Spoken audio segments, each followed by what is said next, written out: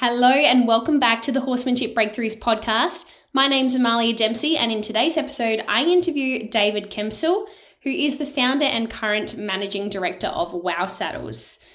WoW Saddles is a revolutionary saddle brand known for its fully adjustable and modular design, engineered to enhance both horse and rider performance. Founded by David Kempsell, WoW Saddles broke new ground by introducing features rarely seen in traditional saddles, such as interchangeable seat and panel options, flexible carbon fiber trees, and Flair air flocking systems. These innovations allow for a customized fit that adapts to the horse's changing shape and the rider's needs over time without compromising comfort, freedom, and balance. Whether for dressage, jumping, eventing, or leisure riding, WoW Saddles are designed with the biomechanics and horse welfare at their core. Their goal is to help riders perform at their best whilst ensuring horses move freely and comfortably. With 3 decades dedicated to research and development, WoW Saddles have honed their designs to deliver maximum ethical equine performance, which is always at the forefront of their thinking. Today, I'm excited to speak with the founder himself, David Kempsell, to learn more about the inspiration behind WoW Saddles, the technology that sets them apart, and how they're changing the game in saddle fitting and design. This episode is not sponsored. Yes, we talk exclusively about WoW Saddles, but I contacted David to interview because I love talking about things that I love and use myself, and feel that WoW Saddles deserves that recognition. Personally, I've ridden in WoW Saddles since they were first introduced to my area over 10 years ago now. And I just love them for their extensive adjustability, their comfort, and ability to move with the horse. And yes, they can look a little different to traditional saddles, although some of the newer ones do look a little bit more traditional, but I quite like the unique look. There was a period where I admittedly explored other saddle brands, curious to see what else was out there because I'd ridden in WoW Saddles for so long, but I quickly ran into the same issues that originally led me to use WoW Saddles in the first place, like the challenge of fitting a custom saddle to a static back when a horse's shape changes so much in motion, and the frustration of having to send saddles away for adjustments instead of doing them on the spot during static and ridden assessments. Trying new saddles was tricky. Fitters often didn't have the full range, or the saddles available didn't fit well enough to give me a true feel. Trialing saddles, buying and returning them, and navigating conflicting opinions made the whole process overwhelming and expensive. After about a year of trying, buying, and selling countless saddles, I returned to WoW Saddles, tail between my legs, so to speak, but genuinely relieved to come back to a system that not only works, but helps me sleep at night knowing that my horses are comfortable. With WoW Saddles, I have a reliable, adaptable, and well-tested fitting system that I can depend on. But hey, sometimes trying other options is the only way to truly appreciate what was already working. In my case, it just reaffirmed my trust in WoW Saddles and the peace of mind that they provide. Also, one of my mares specifically really isn't happy in anything else but a WoW Saddle, so listening to her, I knew that I had to go back. My local WoW rep, Sue Brown, has been a big supporter of me and always accommodating to my specific requests that aren't always the norm. I'm grateful for her expertise and guidance over the years. So if you're in South Australia and interested in WoW Saddles, Sue is the one to get in touch with. Just search WoW Saddles South Australia on Facebook. We all know that saddle fit is such an important factor when it comes to the horse's ridden comfort and welfare. It is also a very personal thing, and when you find a system that works for you and your horse, it's very rewarding and relieving in a sense. If you're curious about saddle fit, have a difficult to fit horse, tired of the endless trying, buying and selling saddles, or simply more interested in finding out about WoW Saddles, this episode is for you. Enjoy the show. Welcome to the Horsemanship Breakthroughs podcast. I'm your host, Amalia Dempsey. If you believe in kind horsemanship, a holistic approach to horse care and training, and a world where both horse and rider thrive and enjoy the journey, you're in the right place. Here I share insights from my own horsemanship journey and the wisdom of horse people from around the world to improve horse and human relationships, promote ethical training practices, and build deeper connections with our horses. Together, we explore training methods with an open mind, always striving to do what's best for the horse. This podcast is about lifelong learning, questioning the norm, and embracing the journey of growing alongside our horses.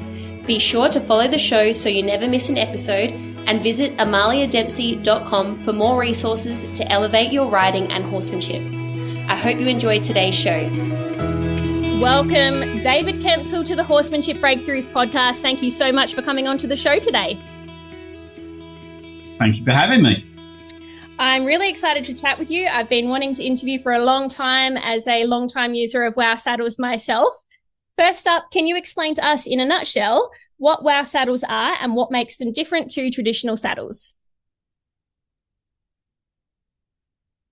Okay, the first big difference between a WoW and a traditional saddle is its bearing area.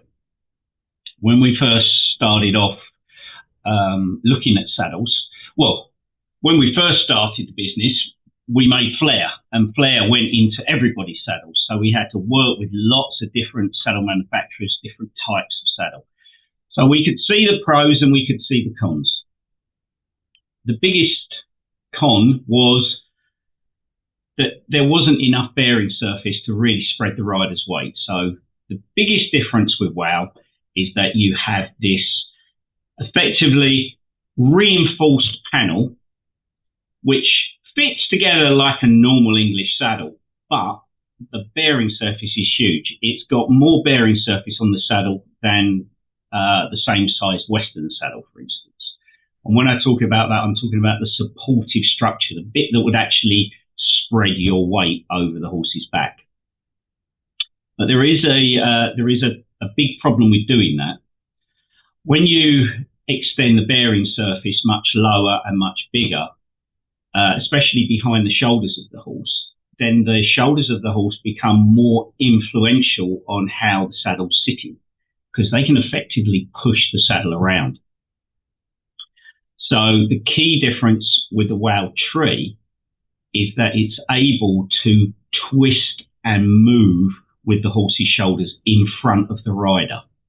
And that's the important thing. We want the rider to be as still as possible. The key to good riding is to stay as still as possible, not be a loose rucksack on your horse's back. So keep the rider nice and still, allow the horse to be able to move. And obviously the biggest movement in the horse's back is around the shoulder areas. That's where we want that horse to be able to move. And hence why we have the biggest bearing surface area more towards the front and behind the shoulders.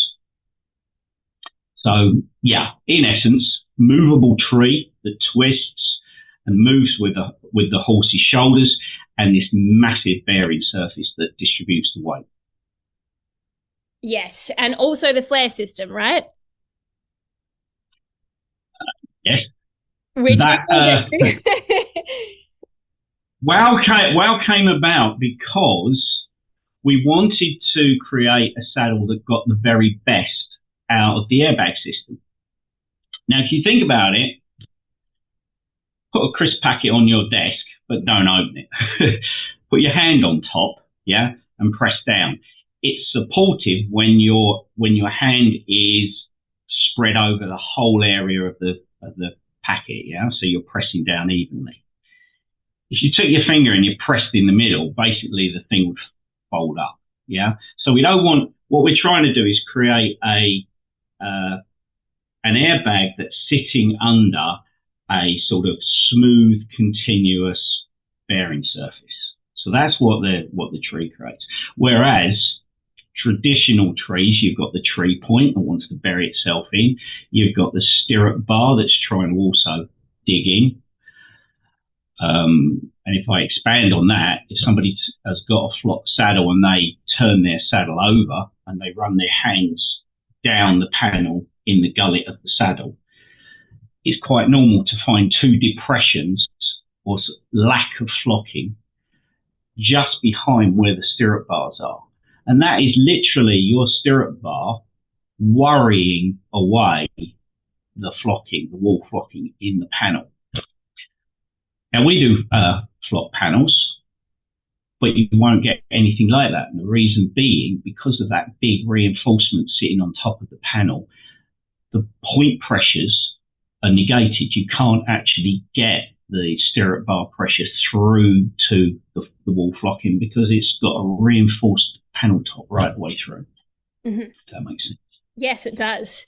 And what inspired you to create WoW saddles in the first place? Like, it sounds like you started with Flair, moved on to WoW.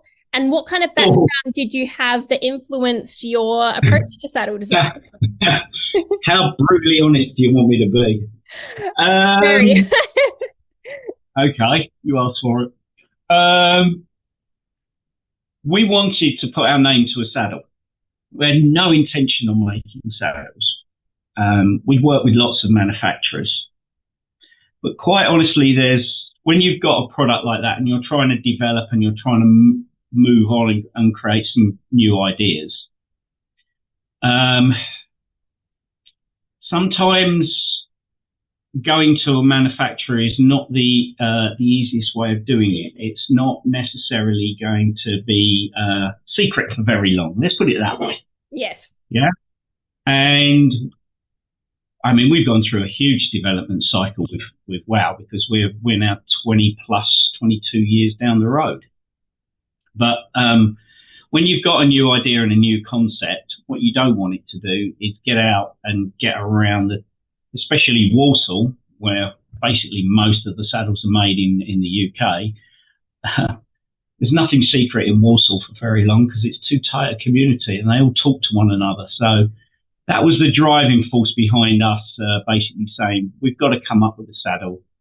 So let's do it ourselves, and sit down with a blank sheet of paper, and with all the knowledge that we've acquired through pressure testing, Flair in lots of different saddles, and seeing the pros and cons, let's sit down and say, right, okay, let's try and pick out all the pros. Let's try and develop a saddle that will ultimately be as comfortable as possible for the horse, but also for the rider, because you can't just talk about the horse. Because if you if you make a saddle that's ultimately really comfortable for the horse, but then you stick a rider on board that is uncomfortable, well, they ride badly. And as we've seen from pressure testing, if a rider rides badly, the pressures can practically double under a saddle. And we're not talking huge amounts of discomfort or even slight imbalances. It's amazing what it does to the pressures. It's so yeah, that load again, that rucksack on that horse's back, being still, being quiet. That's what we need it to be. Yeah. I wondered whether there were perhaps some horses that you came across, or some sort of involvement in the equestrian community that triggered this need for a better approach to saddling, right? Like, obviously you saw that the current way of producing saddles for horses wasn't really working. What was like the turning point? What was the moment? Oh, no, that would be an unfair thing to say. Okay. The thing that I hate the most, and quite honestly, any member of staff that says this is normally taken outside and shot at dawn. We've always done it that way. That's what I really hate. Yeah. Just because you've always done it that way doesn't mean there's a better way. We've been riding horses for hundreds of years in what is a traditional trade saddle. And even the manufacturers that are out there today saying that they've got something new, if you take the new clothes off the saddle, basically what you're left with is a traditional tree.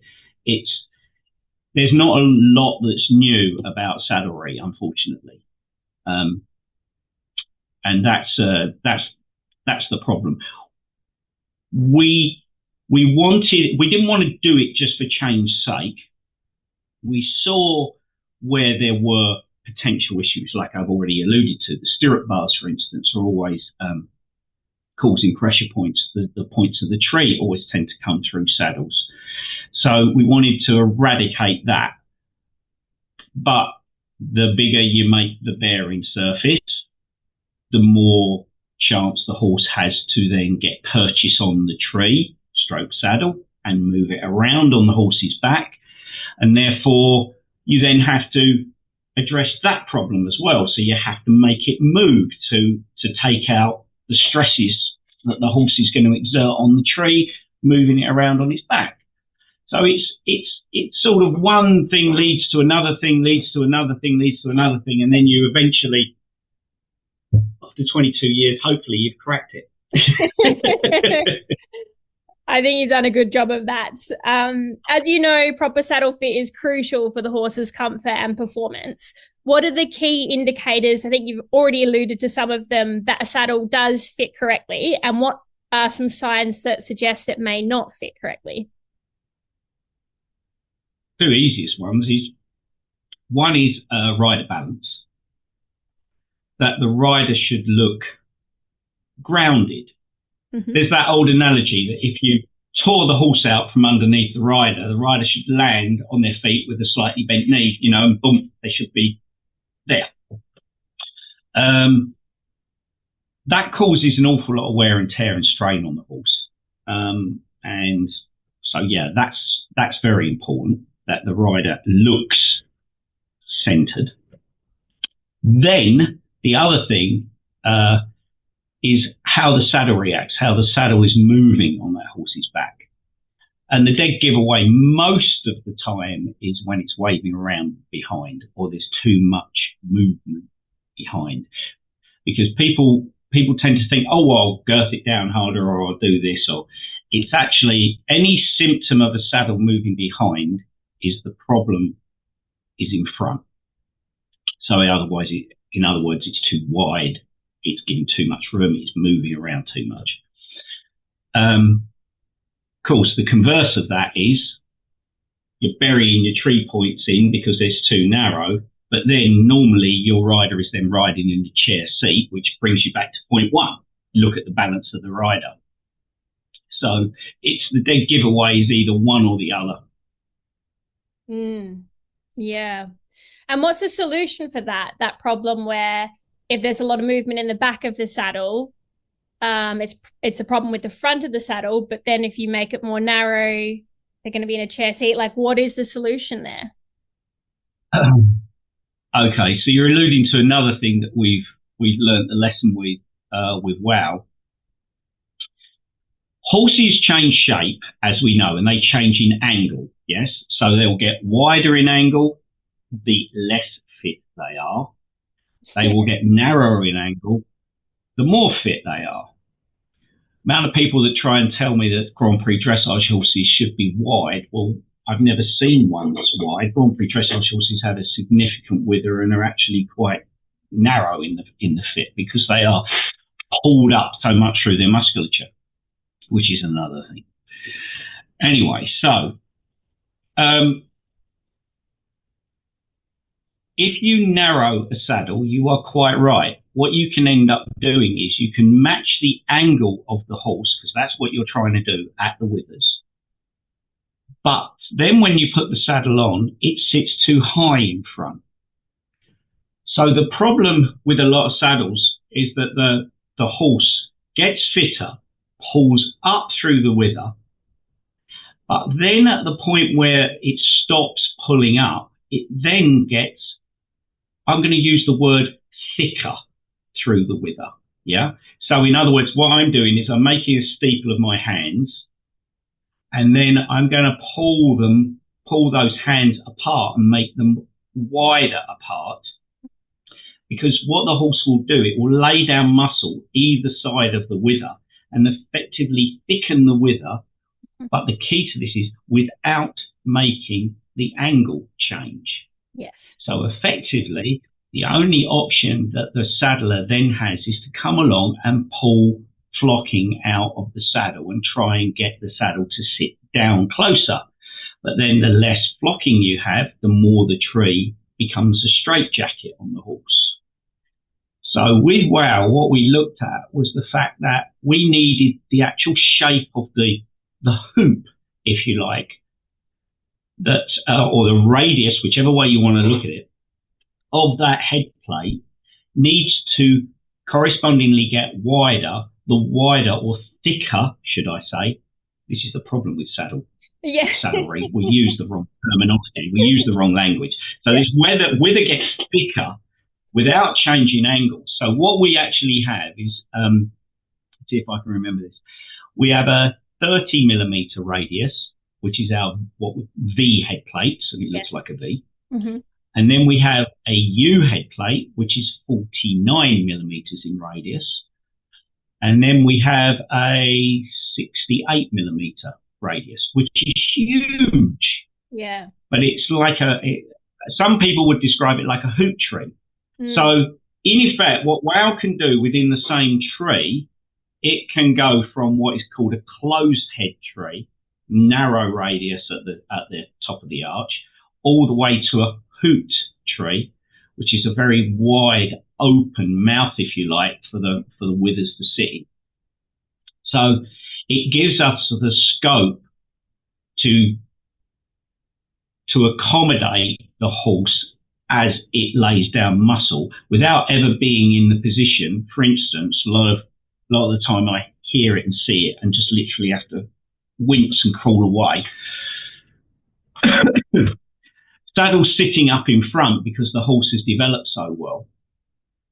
So then the only option is to jack the back up. And that's where I go, because all you're then doing is putting a clothes peg on the horse in front because it was too narrow in front to start off with.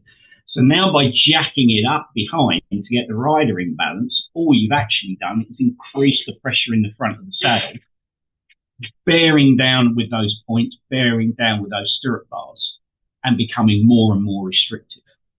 Mm. Would you like me to just to expand on that a bit?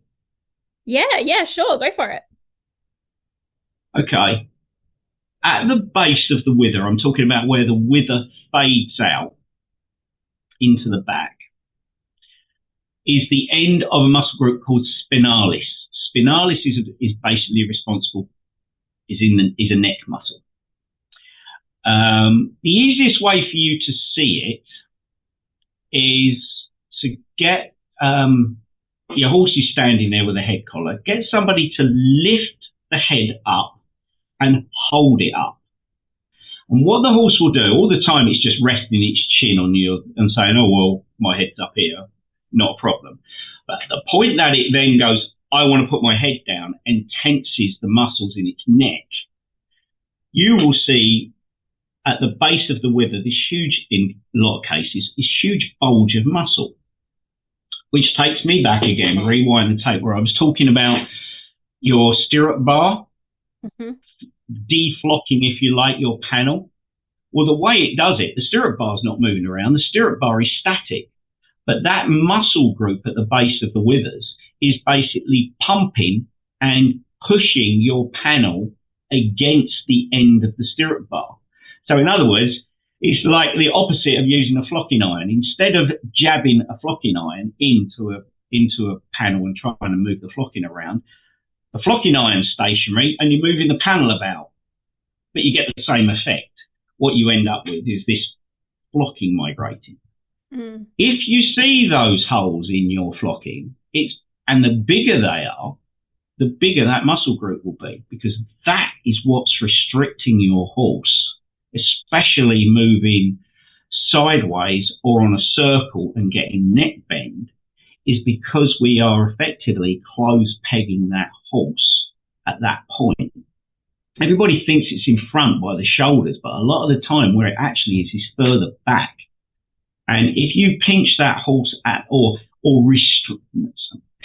restrict that horse at that point, that's where you'll find a horse will be great in a straight line, but as soon as you actually ask it to bend and flex around your leg, that's where it'll have restriction, because that's where that muscle group is trying to bulge into the gullet of that saddle.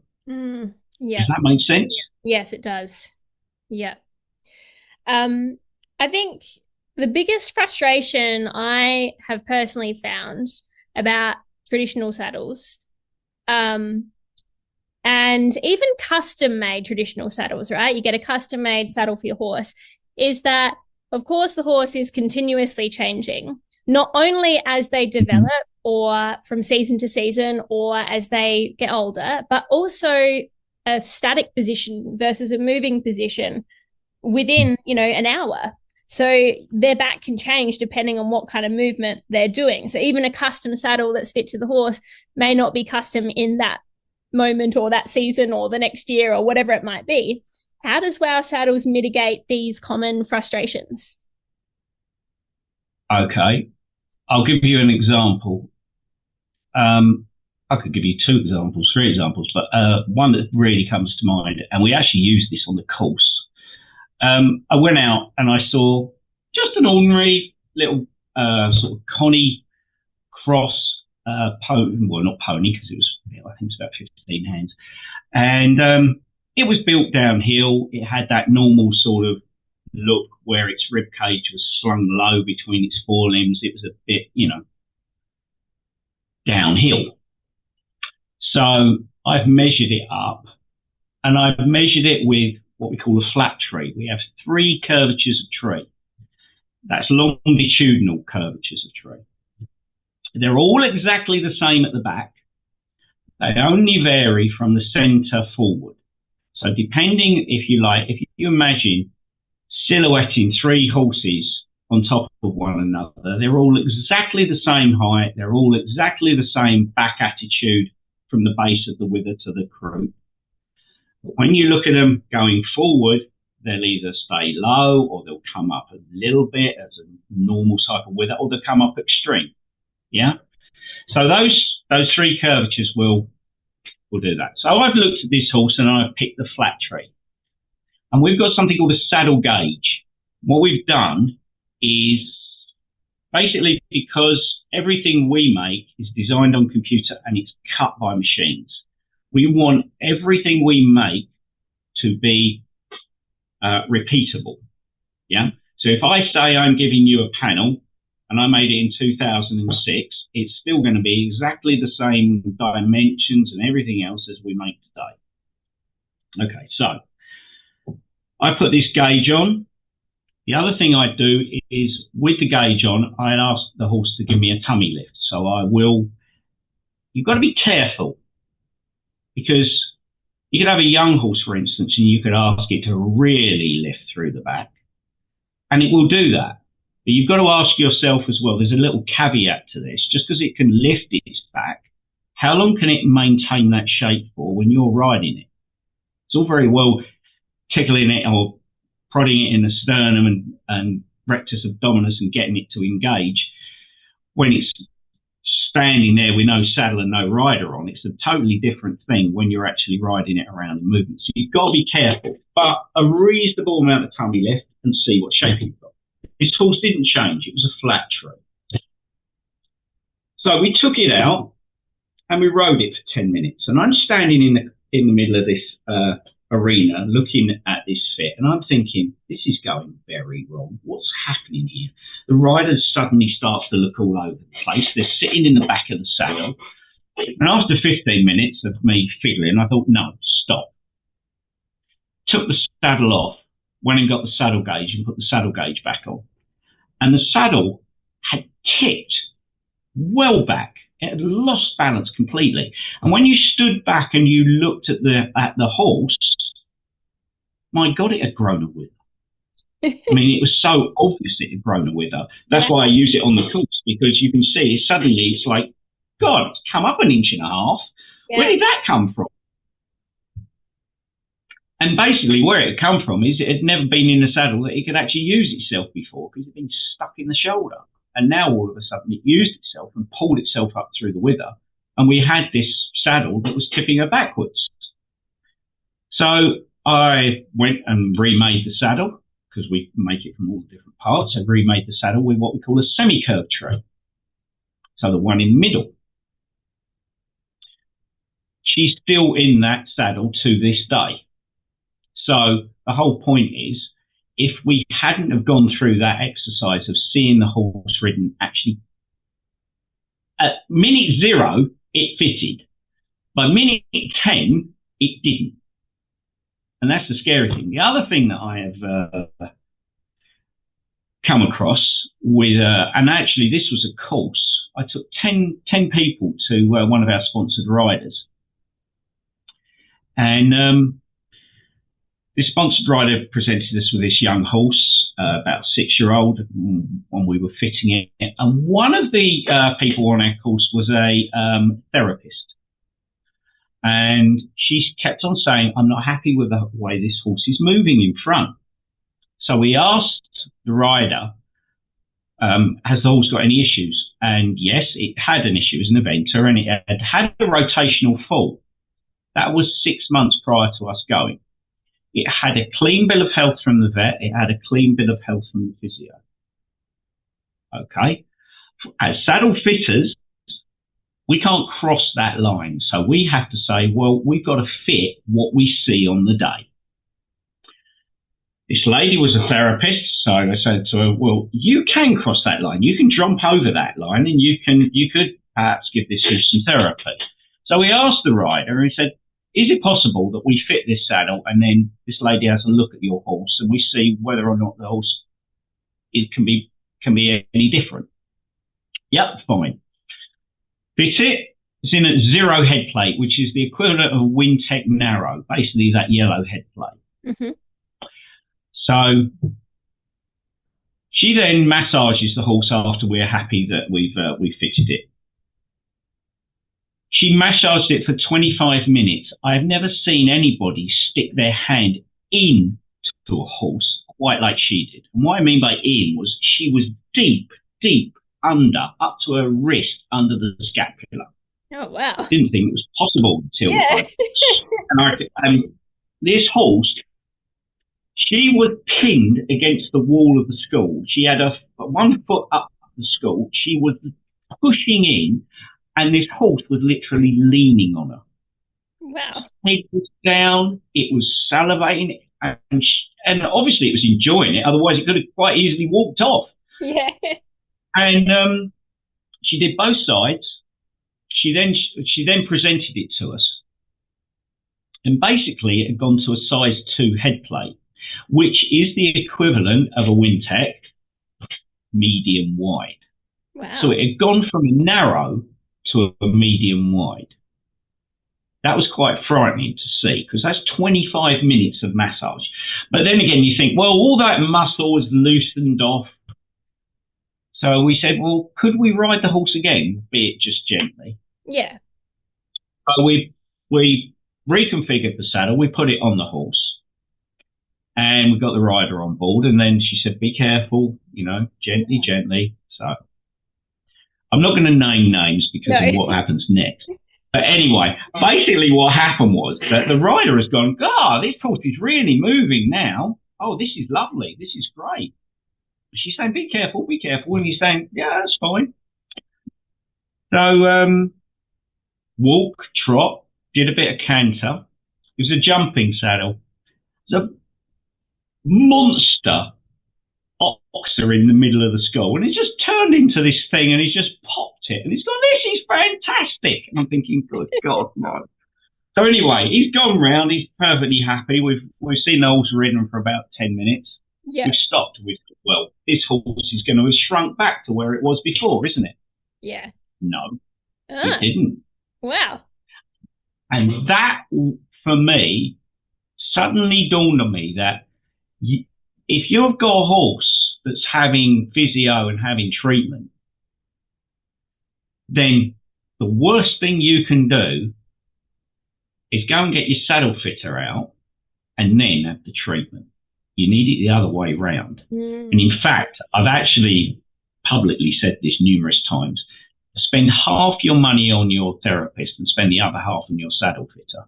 Because what you should be doing is getting them, to a certain extent, both together. You should be getting your therapy a couple of days later without riding the horse. When everything's settled down, go and then get your saddle fitted. And that would maintain your horse's shape, fitness and musculature much, much better. And that was a real object lesson for me, and has happened numerous times since. But yeah, it was a real eye opener that a horse could basically go from a narrow to a medium wide in 25 minutes of massage. That's incredible. Yeah. Yeah. Yeah, you got to see it. Then you're really, Yeah, then it's really. exactly. But it's also, I think it also highlights the beauty of the WoW saddles because you could make the relevant adjustments in that short space of time Yeah. to the same saddle, without any Mm-hmm. taking the saddle away and bringing it back. Like you could do it on the spot Yeah. by the sounds of things. So that's really cool. What I love about WoW saddles is as my horses were growing up, they were able to have a comfortable saddle that fit them right from the start. You know how often people will just ride in the old, 10-year-old, 20-plus-year-old saddle that's, a saddle that they've just got for the breakers. I'm not going to put a decent saddle on my horse at this moment until it stops growing. Yes, that seems to be the mentality. Okay. Yeah. And it's like, oh my God, then basically what are you doing? Behavioural wise, what are you doing to it? Because it's going to associate every time a saddle goes on its back that it's not particularly great.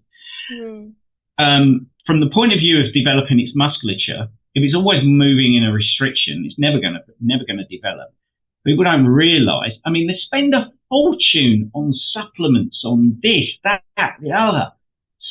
Stop buying your colour-coded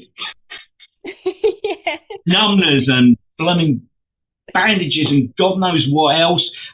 Buy yourself a decent saddle and actually have it. And then at the end of it, when your horse is performing 10 times better than you could ever imagine, then go and buy it. Yeah. Yeah. The importance of the fashion. The fashion is something that drives me mad. Yeah. Yeah. I'm very passionate about horse welfare and getting the horse comfortable. And you're right. If you're lucky, I'd say that's at least more than half of the time. You could have a saddle that you started the horse in, and it could take it right through its working life. And it should be that way. And if you think about it like that, that's a very cheap saddle. Yeah, exactly. Yeah.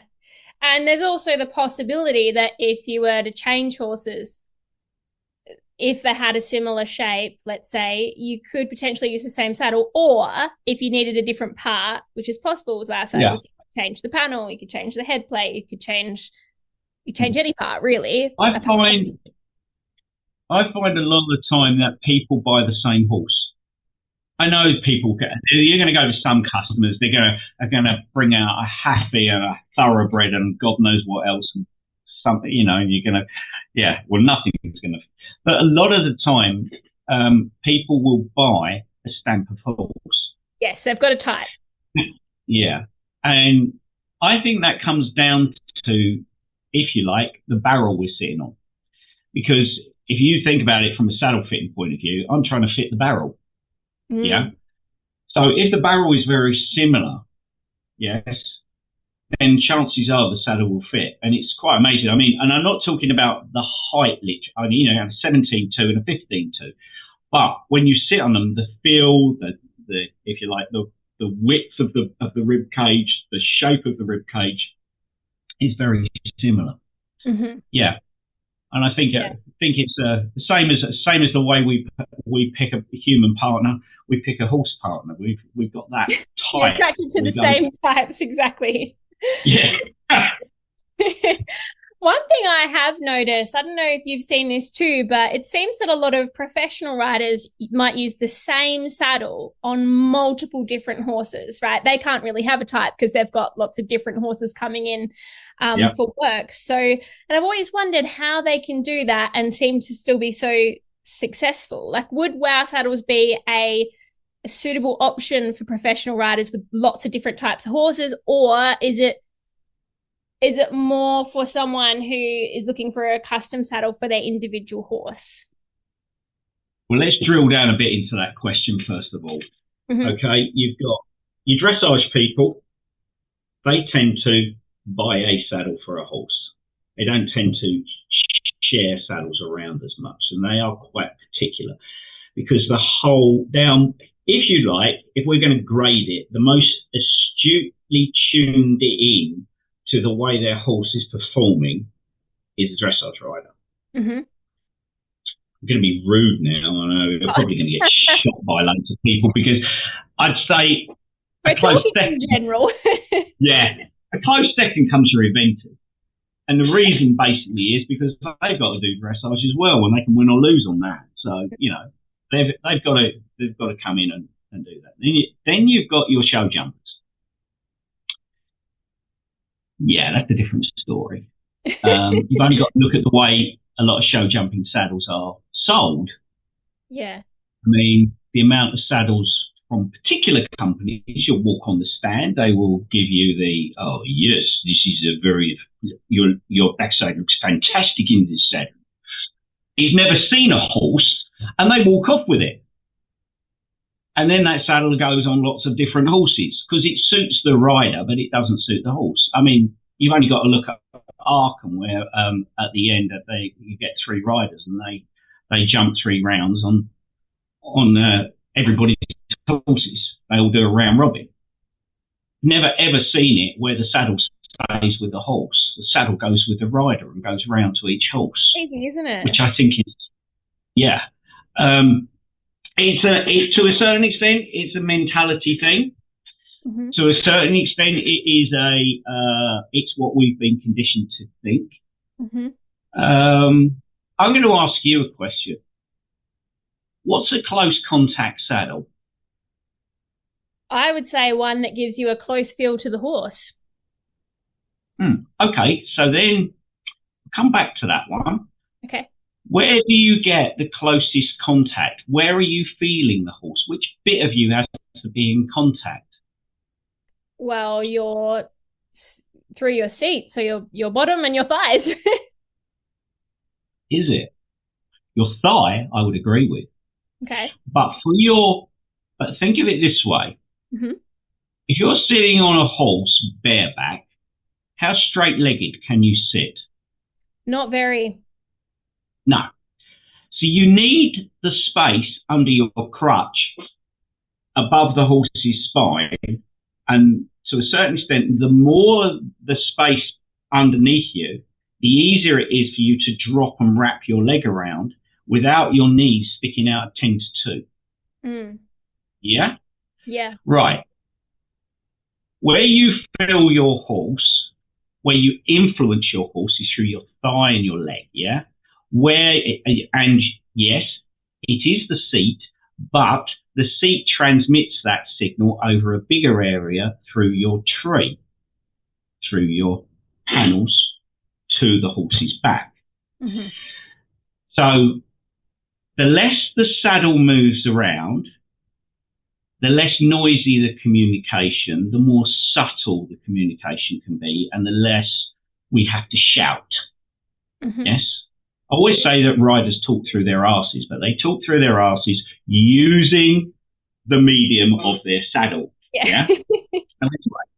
Close contact for me is that you can sit still, quiet, leg wrapped around the horse, feeling the horse's movement. Mm.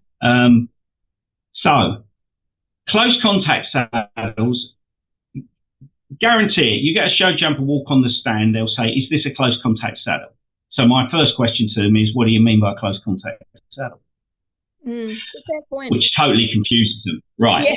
Close contact was a great marketing spiel. It's like, I can't think of another one, but I've got a close contact saddle. Basically what it is a very thin panelled saddle. If you look at the thickness of the panel, it's nowhere near what it would be with a flocked panel. Mm. But it was there because you put something else underneath it to make the saddle fit, in inverted commas. Okay? So close contact saddles tend to have shorter points than normal saddles. They might have a 6.5 inch point as opposed to a 7.5 inch point. The whole thing about close contact is basically say it as a very thin panelled saddle that you stuff something underneath to allow it to make it fit other horses. Mm. I can hear a lot of people going, oh, no, it's not. But sorry, it is. It's a bit like spring trees.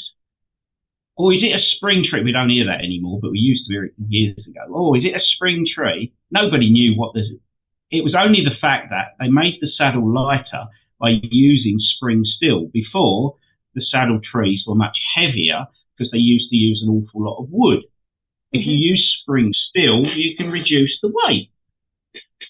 Oh, it's got to be a spring because it's springy. No, it's not springy because once you put all the webbing and and it's marketing BS that is basically taken over. Yeah. And the whole concept comes back to why do we do it like this? Because we've always done it that way. It's that sort of mentality thing again. I want to change. I want to change mindsets. I want to make it so that people have a better experience. And it's sometimes it can be an uphill struggle. Yeah, I can only imagine. I think you've done a great job so far already in terms of creating innovation in the equestrian world in terms of saddles. There's so many more questions I want to ask you, David. So I'm going to prioritize because I know we've already been speaking for a long time. You already touched on the adding the extra layers. I wondered do you think that's where the trend of adding more sheepskin, adding more saddle pads has come from, like from close contact saddles, or do you ever okay, I'm gonna jump in and go defense of sheepskin, most definitely defense. Okay. Sheepskin is the only thing that I have put under our saddles that actually does reduce pressure. Okay. The caveat to that is that it's nicely fluffy, yeah, and it's not old and all mangled and looks like little knotty balls. If it's nice and fluffy, basically you've got this spring effect going on. It also takes off shear forces. Yeah, so any sort of shearing forces will be, to a certain extent, negated. So sheepskin is a brilliant thing. If you have a very, very sensitive horse that is sort of pink-skinned Arab, and when you take the saddle off, sometimes what you'll see is almost a bit of filling in where the saddle, for instance, the traditional saddle where the panel runs into the swept flap.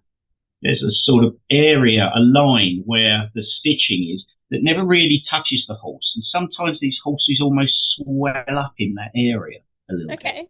It looks a bit edema-ish, but it's not. It's just a bit of fluid.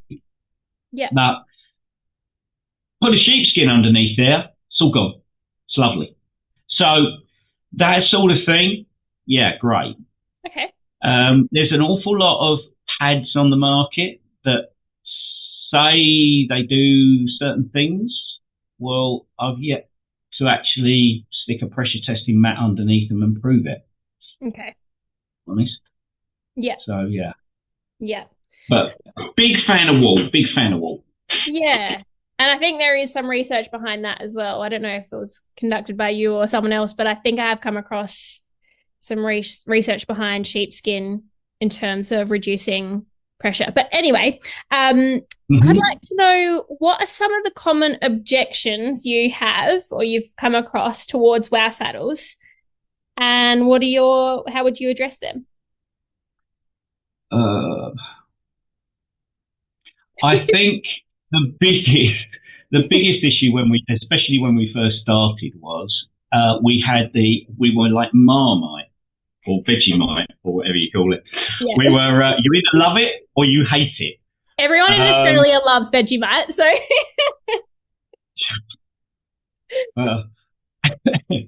yeah, we got probably not everyone that comes to visit. But well, let me put it this way then. I'll use Marmite. Marmite is we say it's Marmite. It's either you love it or you hate it. And quite frankly, it was more the look of the product when it initially started that, to a certain extent, held it back. And yeah, we've learned our lessons over the years, I think, and we've made a more traditional looking saddle. It's still WoW underneath. Remember where we first started off, we wanted to make a saddle where the seats, the panels, the head plates and the flaps were all separate and they could all be interchanged and you could put them in different positions and all this stuff. So it creates a certain look of saddle. We now do another range of saddles called the DMK range, where you've got the ability to have just a dressage saddle or a jumping saddle or a GP saddle. Mm-hmm. And so that's not limited us as far as the design. So if you look at, say, for instance, our Pinnacle dressage saddle or our Peak jumping saddle, they look very traditional. They have a skirt.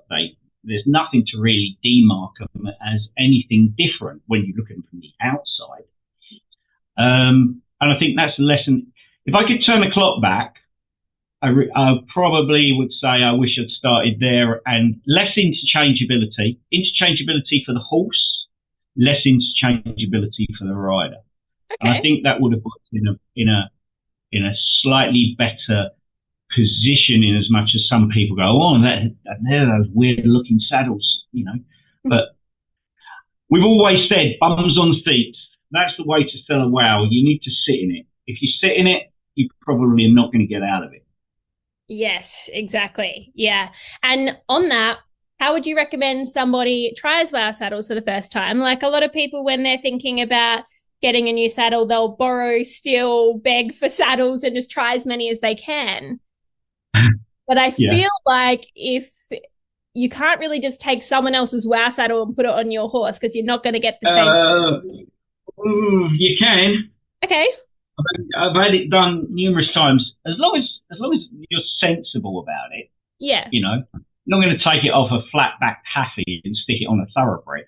Yeah. You know, as long as we're pretty similar, I think people are quite shocked. We're very, very much about fitting. Yeah. And sometimes I think that almost gives the wrong message. People out there going, oh, those WoW saddles, they need a lot of adjustment. Yeah. Mm-hmm. The problem is, as we've been discussing, horses change shape. Yeah. And given the opportunity, a horse will change shape in a positive way. But unfortunately, your saddle's not going to fit then, and you're going to need it changed again. So I always say to people, it's a bit like a therapy. I'll start off with a saddle on day 1. Yeah. Day 30, your horse is going to be a different shape. Day 90, it's still going to be a different shape. Day 120. But it will eventually calm down and it will stay at or around. And then it's seasonal or changes. Mm-hmm. So, yeah, I'm sorry, I've gone a bit off of the thread. But basically, it's how we set it up. What we should do when we're discussing things with the client, how many horses have they got? How many horses are they going to be using this saddle on? Mm-hmm. So if they're all very similar, then we can probably get away with it. We might actually use a riser pad or whatever underneath it. I've not got an issue with somebody putting a pad underneath it rather than changing a head plate. Mm-hmm. Treat it like any normal saddle. It's no different. The difference is Lewis Hamilton goes to a track and sets his car up for that track. When you buy a WoW, we have the ability to set that saddle up like an F1 car. You have the ability to set it all up so that you get the very, very best out of that horse. Yeah, one could argue on the day or on that week or whatever.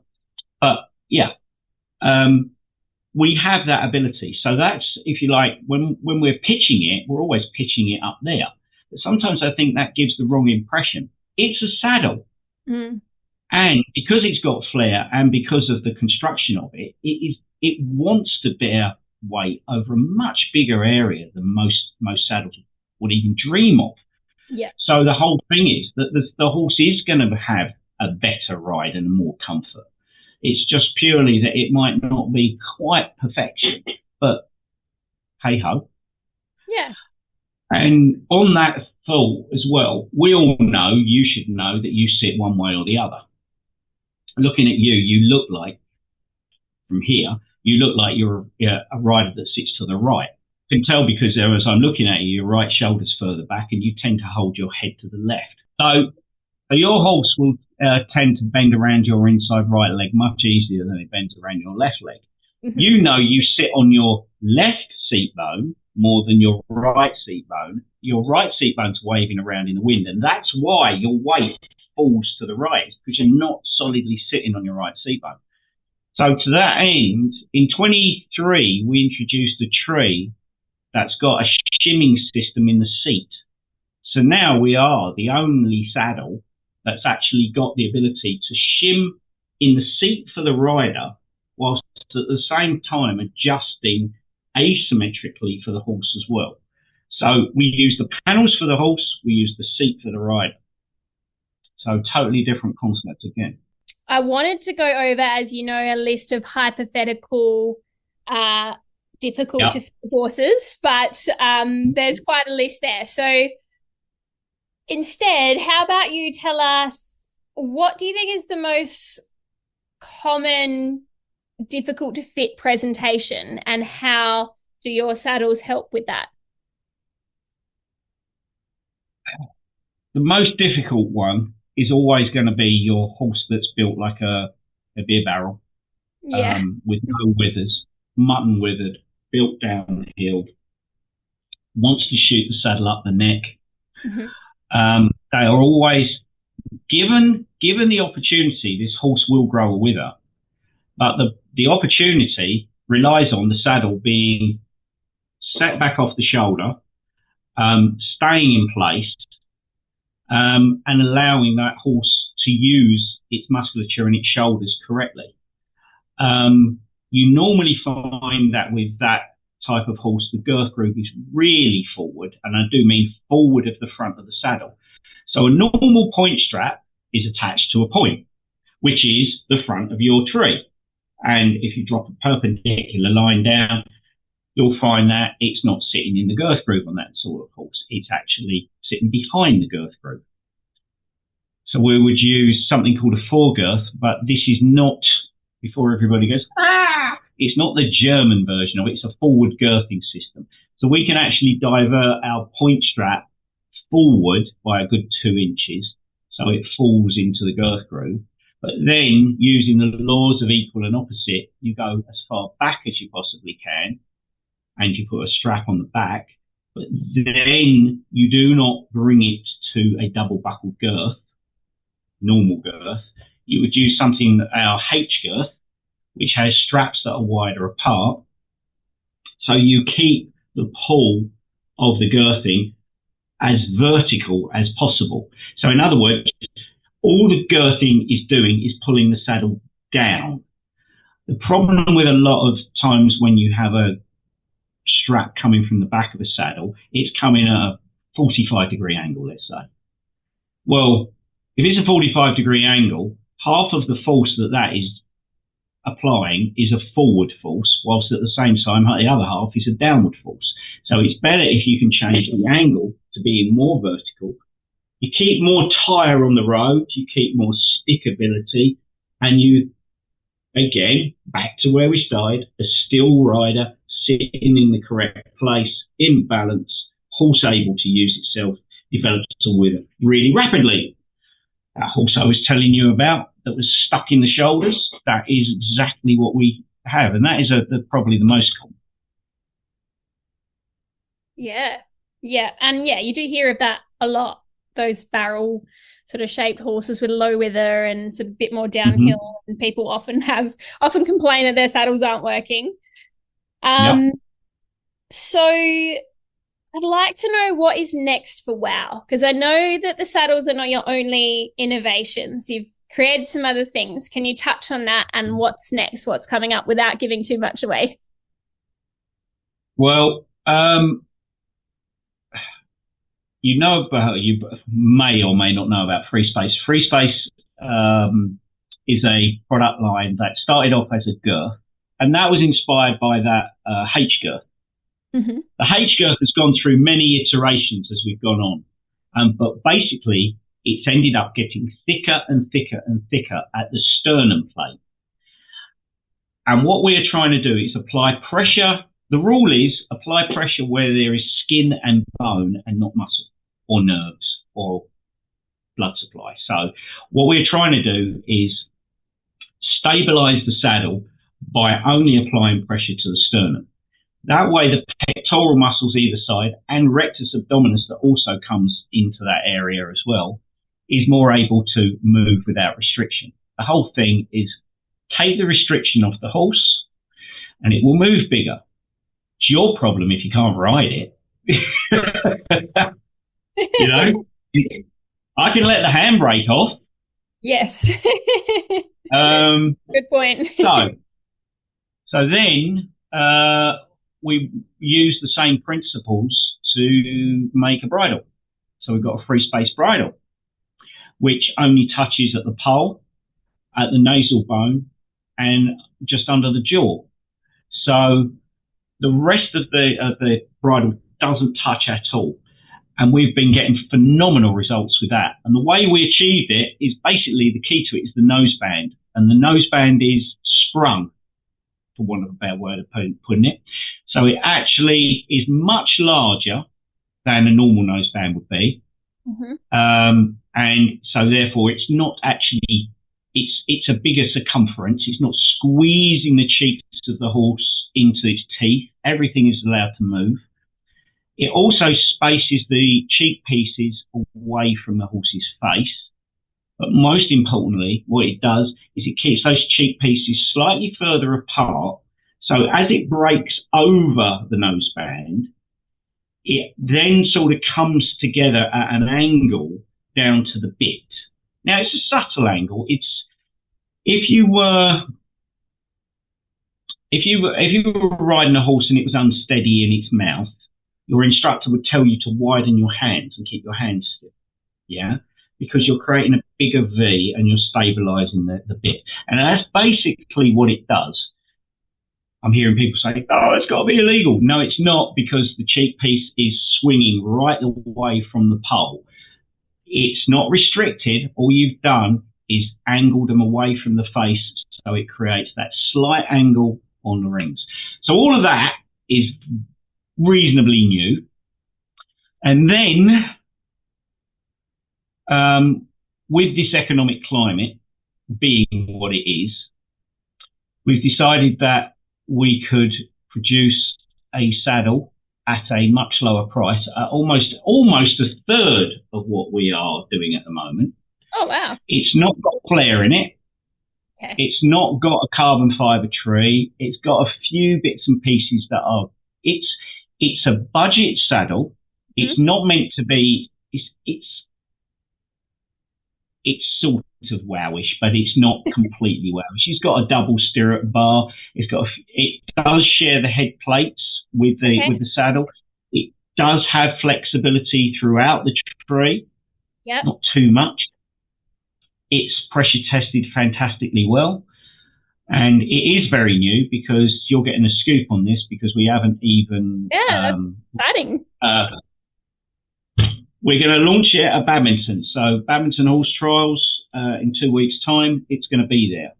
Oh, awesome. The really, really good news is that it starts as a 13-inch saddle and it goes all the way up to 19 inches.